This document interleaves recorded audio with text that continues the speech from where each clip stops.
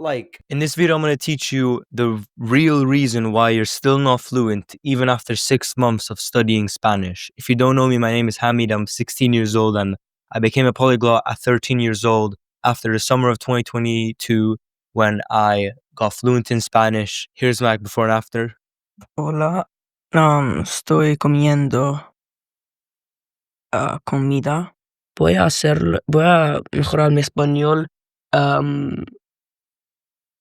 Y ahora puedo hablar de más o menos muchas cosas, pero hay un límite. El meme es un pescado Sí. debajo del agua Sí.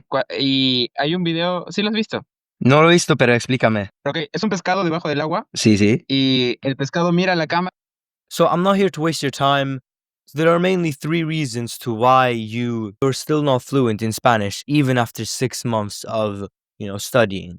So I'm going to go through them in the most simple sort of order. So first thing to understand, I just want to tell you my story real quick. The way I got fluent was firstly before the summer of 2022, so around 7th grade when I was 13 years old. I had, before, if you don't know, in Sweden, you have to choose between, French, Spanish, or German as like your third language that you start studying. Because in Sweden, you have to know Swedish, English, and then you get to choose a third one. Now, I obviously chose Spanish like everyone else. And for the first year, that's basically in sixth grade. And then in 7th grade, around before then, the beginning of the second term, so the beginning of the year of 2022, I had started like doing Duolingo because I saw this guy in my class doing Duolingo, and he had gotten pretty good grades. And so I started doing it. I saw minimal progress after a few weeks. Then I basically tested out all these methods or different apps that I saw. And basically, long story short, until the summer, I went through the entirety of grammar using a course called Language Transfer, which was very helpful. And then during the summer, so by the way, that was around 30 hours because I repeated the course twice. So around about 30 hours of Spanish studying. And during the summer, I did I actually didn't, but for the sake of not lying on YouTube or whatever, I did around about 1 hour a day on Spanish during the summer. And the summer was around about 2.5 months. We'll round it up to 3 months, right? So 90 hours. So that's why I keep saying that's why I can say I got fluent after 120 hours, because that was after summer. Again, you saw in the video, my before and after, it was like fluent in the sense of conversationally fluent. My Spanish was definitely not perfect, and it still isn't perfect. Now, the first part of this, and the first obvious part, is that you simply haven't studied enough. Not enough hours has been put into the learning of Spanish. And this is just very simple, right? So let's say 6 months, right? How many days is that? 180 hours, okay? The benchmark for getting fluent, given that again, I'm going to go through, right? But given that you follow the fluency equation, it's around about, for me, it was 120 hours. But again, it all depends, right? Again, I maybe spent some time in school, which I didn't, obviously. But let's, given the range, right? Assuming that you follow the fluency equation and don't, do any BS on the side, which we're going to talk about, it's around about a minimum of 100 hours, 120 hours of studying to around about 200, 250, around that sort of range. And that obviously not just in one sort of period, but spread across a few months. So for me, I started studying, getting into language transfer around about March or so, Marches of 2022, which was my birthday when I turned 13. And then I did language transfer for about 3 months until around late May, because my birthday is late March. And then that was when the summer pretty much had already started. And so that's when I did language transfer again, and then also did the crazy methods, testing out a bunch of methods during the summer of 2022. And so if you're wondering it's been 6 months, why haven't I, why am I not fluent yet? It's probably because you haven't put enough time. That's one of the reasons, at least. So you would have to put, if you want to get fluent in 6 months, you'd have to more or less put a minimum of 45 minutes to an hour a day. And most of us obviously can't really do that. And so the first thing is just consistency of studying, but also amount of studying. Okay. Now, bear in mind, right? I'm not just all the reasons that I'm gonna give you of the real reason why you're still not fluent in Spanish even after 6 months. The main reason is because of all 3 of these reasons, right? The main reason is that all of these 3 reasons are put together. So this is the first base reason why we're gonna start layering them, let them on, right? Is that you haven't studied enough hours. But there's way more nuance to this, and that leads me on to my second reason, okay? Now, when I was studying language transfer and I was getting into, studying Spanish, learning grammar, what really struck out to me, and the first lesson of language transfer, which he sort of explained, was that a tired mind doesn't like progress. If you're, for example, in class, right, and you're listening to the teacher and you're not like focused, like you have like brain fog or you haven't slept well the night before, you're simply not gonna like perform well. And the issue with that is the the hours of iffy work, unproductive, shallow work, the hours spent to that are basically wasted hours because your brain isn't really sharp and you're not making those connections, and so you're not learning as fast and you are basically wasting your time. And so the thing that language transfer in the first lesson they said was that you should be extremely attentive to every lesson. You should be extremely focused. And that a tired mind is a mind that makes many mistakes. And this is just facts, right? And so the second reason to why, if you've been studying for several months now or even a year, right, and you're still not fluent in Spanish, is that the hours that you've put into studying Spanish weren't effective enough, meaning that you weren't deeply locked in. You weren't like fully focused on the work. This is why in my course, which if you're interested, you can check the description, I keep reminding my students to pause the like course that I send them and to actually think through it. And this is what also language transfer did. And so language transfer said, pause and think through your answer. Now, fundamentally, if you're just learning Spanish as though you're listening to a podcast, like, my course or language transfer course where they basically are teaching grammar, if you're like learning grammar, but you're just having it playing in the background, you're just like hearing it in the background, you're not actually learning. It's kind of like the kids in the back of the classroom who are playing games on their computers. It's like, sure, of course, we can all agree, we can all relate, right? Of course.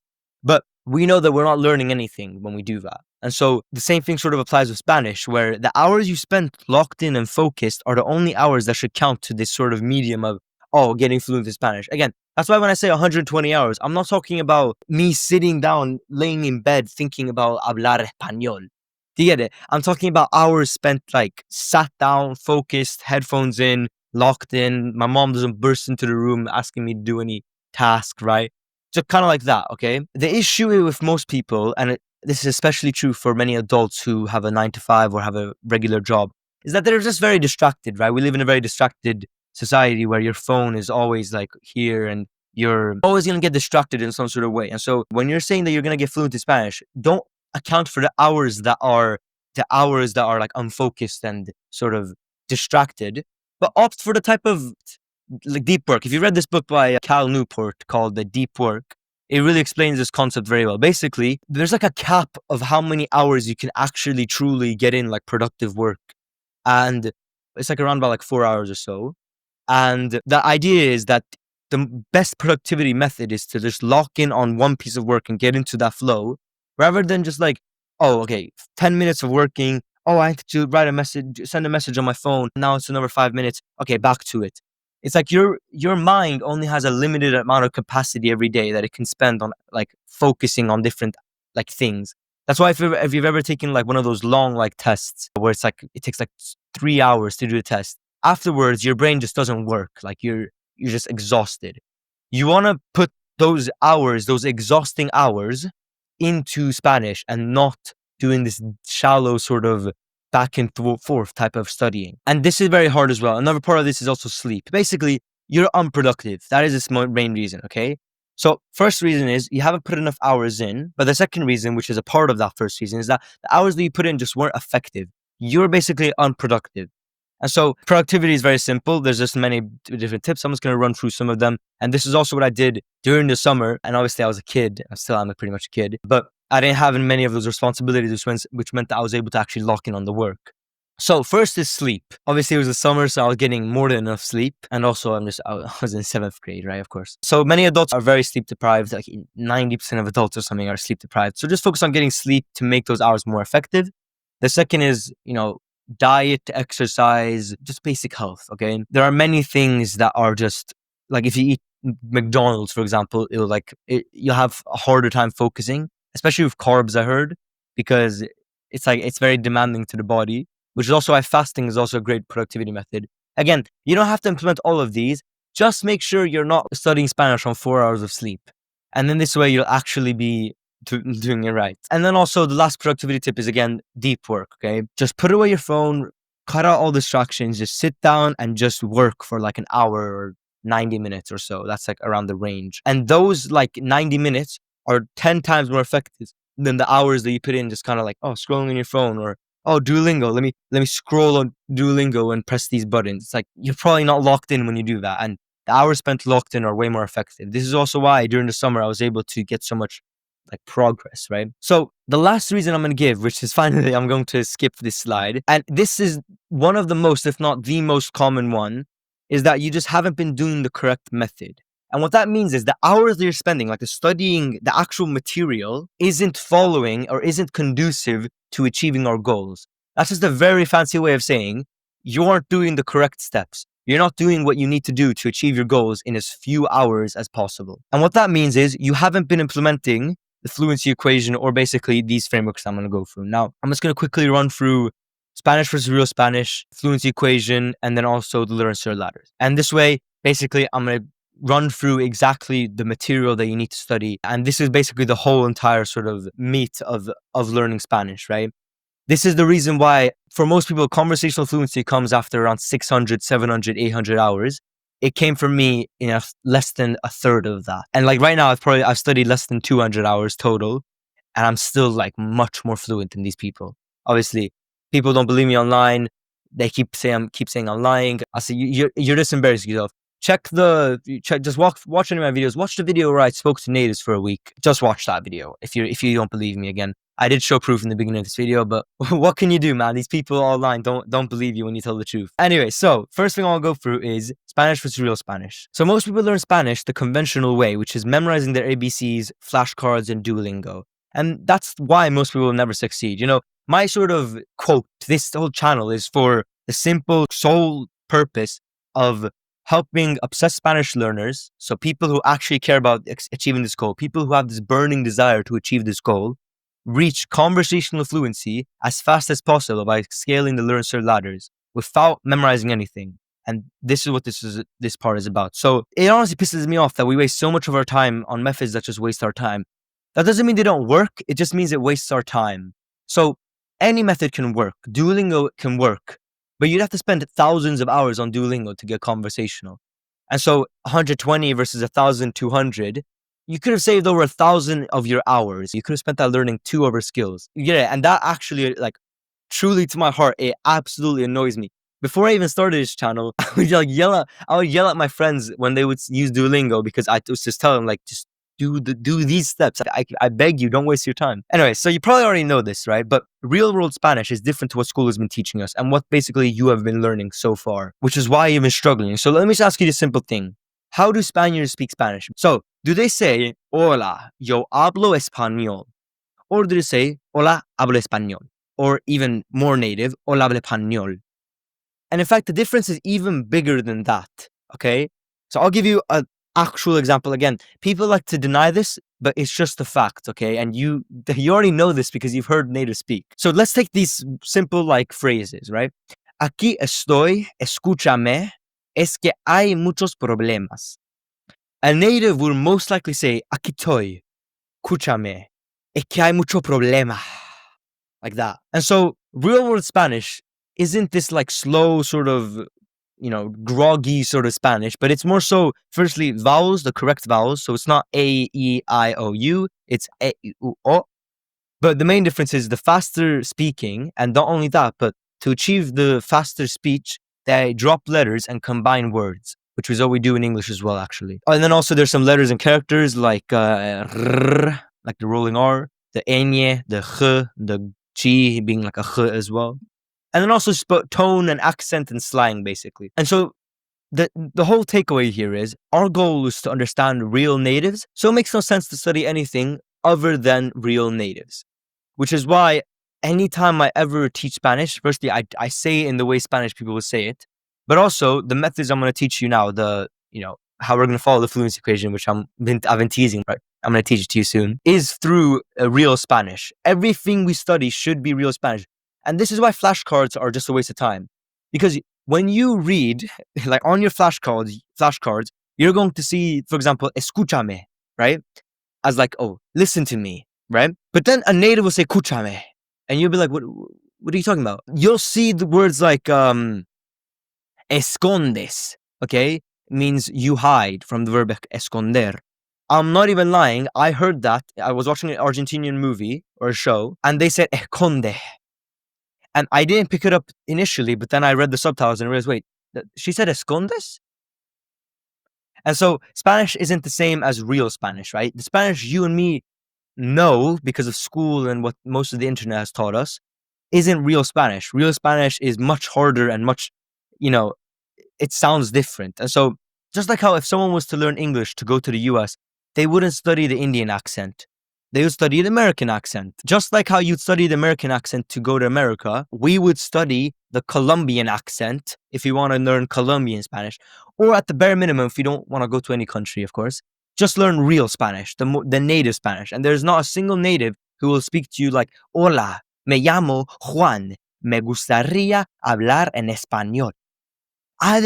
No one speaks like that. And so when learning Spanish, we're going to learn IRL Spanish, real Spanish, not hola, me llamo Juan, etc. Right? And so that leads me to my second point, which is the fluency equation.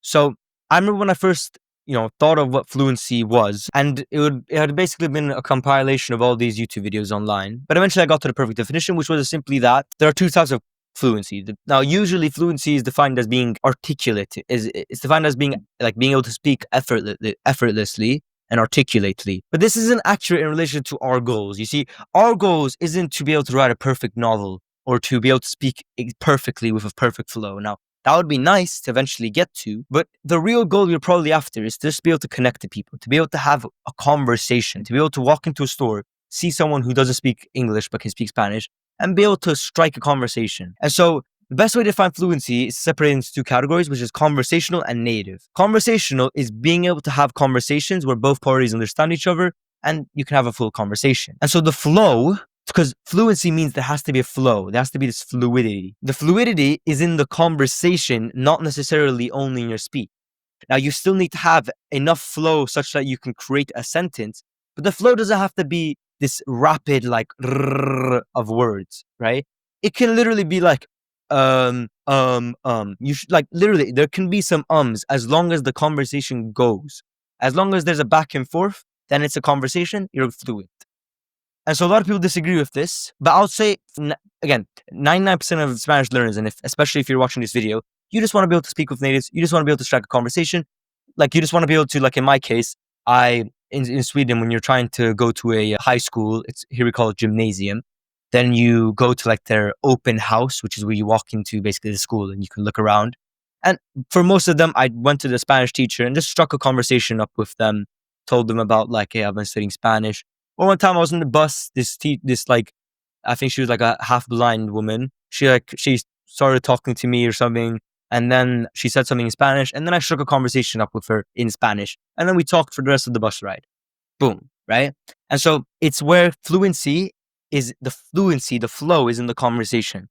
And then there's native fluency, which is basically the end all goal, where your accent is on point. You can read, you can write, you can read exceptional texts, you can write exceptional text. Most of us don't really care about this, at least like not initially, right? Maybe in the next few years we'd want to reach this, and that's definitely a worthy goal, which is what I've been doing, right? When was 2022? 3 years ago, and I'm still on this journey of native fluency. Granted, I actually quit learning Spanish like 2 years ago. I mean, I was still conversational, but then when I started making these videos, I got that sort of motivation to reach native fluency. And so it is to understand that our goal is conversational fluency, and so there's an effort discrepancy, right? The results you get from conversational fluency is the results that we're looking for. Simple as that. So our goal is to reach that, the conversational fluency, and then eventually, we can keep working on the native level fluency. And so putting fluency into an equation or a formula, both for conversational and native, taking away obviously this idea of reading and writing, then there's only two parts to conversational fluency, or our goal of fluency, which is speaking and understanding. Specifically, speaking and understanding real Spanish. You can see how all these are connected, right? So if you speak real Spanish and you're able to understand real Spanish, as in audible real Spanish, you will be fluent in real Spanish. Simple as that. Because a conversation has only two parts to them. I speak, you understand me. You speak, I understand you. That's it. No matter the language, a conversation only has those two elements. So first, we know that you haven't been doing the correct steps. We know that you haven't put enough hours, either the hours you put in weren't focused enough, or you have been spending time on things other than studying real Spanish and speaking it, and studying real Spanish and understanding it, like audible input, okay? So if you've been reading Spanish, if you've been doing Duolingo, if you've been doing any of these things, you're not learning Spanish, or you're learning Spanish, but you're doing it the slow way, right? There's a difference between training your abs by doing a squat rather than doing crunches. Crunches will target the abs way better than a squat or a deadlift. Even though deadlifts and squats require your abs to be engaged, crunch is more important because the crunch directly targets the abs. This formula, speaking and understanding real Spanish, directly targets the goal that you're after, which is real Spanish fluency, right? And so think of this as doing, like, if you want to get stronger abs, this is you doing crunches, and Duolingo and all the other methods that don't involve speaking and understanding being the squats and the deadlifts. Sure, you'll build stronger reading abilities, but you never cared about those, did you? So why would you put your time to them? And this basically just includes grammar and vocabulary. So to sum it all up, to get fluent in Spanish, to achieve this goal that we talked about, conversational fluency, this is the formula you have to follow. Anyone who ever got fluent ever followed this. There's not a single person who speaks Spanish fluently, like real Spanish fluently, who hasn't implemented speaking, grammar, and vocabulary, and real Spanish, and understanding audible grammar and vocabulary and real Spanish. It is as simple as that. It is factually impossible. Just like how, or 2 + 3 = 6. It's like, no, it doesn't equal 6. And so anything that isn't a part of this fluency equation will not get you closer to fluency than if you just did the fluency equation. Anytime anyone ever got fluent in any language was through this equation. Simple as that. So what do we do, right? What do we do? We know we have to speak and you have to understand. What do we do? This is what I call the learn and learn ladder. So how do we improve the skills of speaking and understanding spoken Spanish? The answer is very simple. By speaking and understanding spoken Spanish. You get better at the things that you do. Okay? Again, these hate commenters, I don't even read their comments. I just skip to the end of it. But they're like, oh, you're speaking nonsense. It's like, how is this nonsense? If you want to get better at bench press, would you do push-ups or bench press? Now, sure, push-ups train pretty much the same muscles, but you would train bench press because you want to get better at bench press. Duh, right? You want to get stronger abs, do crunches. Don't do like barbell bench press. Even though it's engaged still, even though you'll see the word estoy in, like, when you speak it, but you also see the word estoy when you read a novel. It's like, yes, they're the same word, yes, but one of them is being read and one of them is being spoken. And fundamentally, you cannot get better at something if you don't practice for it. And you practice for it by doing it. How do you get better at swimming? Oh, okay, let me practice strokes in the air. Any good swimmer will tell you, no, get into the water. Like, how do you get better at doing cold showers? Do you drink cold water or do you do more cold showers? Right? Extremely simple. So this is what I call the learn and learn ladders. You simply get better at speaking and understanding by speaking and understanding. Basically, you get fluent by speaking and understanding. And so to get better at understanding spoken Spanish, we have to listen to spoken Spanish and then understand spoken Spanish and then repeat those 2 steps. Because fundamentally, you have to listen to it for it to be audible, and then you have to understand it for you to understand it, of course. And if you want to get better at speaking Spanish, you have to speak Spanish and then understand how to say something in Spanish, because you don't speak Spanish, so that means you don't know how to say something in Spanish. So you have to also understand how to say something in Spanish, and then repeat those 2 steps. And so this is what they look like visually, the learn and learn ladders. Learn stands for listen, understand, repeat. Learn stands for speak, understand, and repeat. And so fluency is at the top of these ladders, basically. And so the more you climb, the better your Spanish will get. And anytime anyone ever got fluent was through climbing these 2 ladders. That is how it's as simple as that. And so there are different exercises to do to get better at the fluency ladder or the fluency equation. There are different exercises to climb the learn ladder and different exercises to climb the SIR ladder. The bottom line is any exercise, like if you want to climb the learn ladder, any exercise will have to have those 3 steps. Listen, understand, and repeat. All 3 of those steps, okay? So any exercise ever is going to be implemented, okay, no matter what. Any exercise that works is an exercise that repeats those 3 steps. Now, again, those 3 steps in the context of real Spanish as well, and in the context of teaching you vocabulary and grammar. That's it. That's the sauce. And so obviously, I have my different frameworks for these. You can watch some of my other videos for that. I have different exercises for speaking, understanding, and also vocabulary and grammar, and also just having conversations in general. And so obviously, here's some pictures of all my frameworks. So a quick run through of everything we've gone through. The first reason to why you're still not fluent in Spanish even after 6 months of studying, the first reason is you probably haven't studied enough. I mean, if you're watching this, you probably have, but let's assume that, right? Either you haven't studied enough hours, so 120 to around 200 hours is the benchmark. Those hours you put in weren't effective enough. So let's say you did put in 200 hours, but 100 of those hours were distracted by your phone and you sat there twitching your fingers and you weren't focused, right? But the most likely reason is that you hadn't spent these 200 hours or 120 hours, like this range of hours, on the correct method. Basically, you haven't followed the fluency equation. So the hours that you put in, assuming that you've put in, let's say 200 hours, and that the hours that you put in were very deep, like deep hours, and you were locked in, whatever you put those hours to, I'll guarantee you're good at it. But did you put it on the things that you needed to? Did you put it to the things that would get you fluent, aka the fluency equation? Or did you put it in on reading and writing? So you can actually test this out, right? Assuming that you put in over 200 hours or so, and those hours that you put in were actually locked in, whatever things that you put those hours into, you're actually probably pretty good at. And so if you're not fluent, then you didn't put it into the things that were supposed to get you fluent, meaning you didn't implement the fluency equation. I know that this can be very frustrating. And so if you want to actually implement these frameworks and finally start learning Spanish in a clear and structured way, then check the description and I can help you get fluent using these methods. And so if this video has helped you, then, you can comment, like, subscribe, all those things. And yeah, thank you for watching and stay humble.